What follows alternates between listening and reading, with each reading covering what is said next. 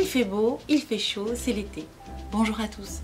Je reprends cette chronique hebdomadaire par une chronique économique.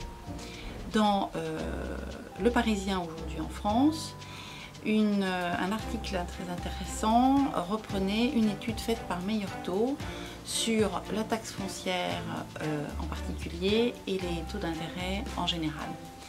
Sur la taxe foncière, il faut savoir que cette étude met en avant qu'elle peut correspondre à une mensualité de crédit.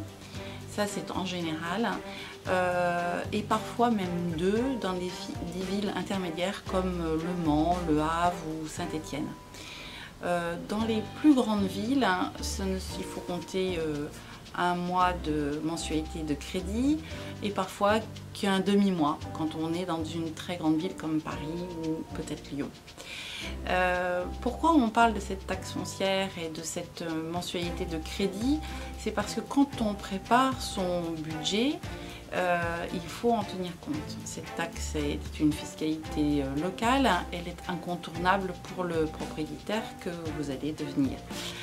Donc quand vous faites la visite d'un bien, il est nécessaire que l'agent immobilier qui vous fait cette visite vous donne une fiche avec les différents éléments, que ce soit bien sûr les charges de copropriété par exemple, mais aussi et surtout cette taxe foncière, le montant de la taxe foncière.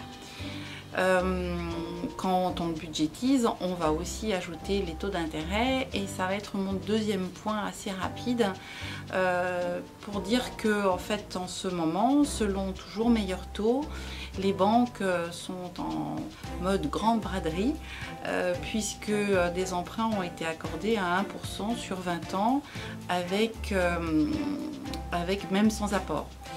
Donc il faut se dire que c'est en ce moment qu'il faut acheter, que cette période va certainement durer encore un peu, puisque la Banque Centrale Européenne, la BCE, a annoncé que ses taux directeurs ne bougeraient pas certainement jusqu'à juillet-août 2019. Alors profitez-en pour venir nous voir, profitez-en pour faire une acquisition cet été. Beaucoup d'agents immobiliers sont disponibles, il n'y a aucun souci, les biens sont là, à la vente aussi.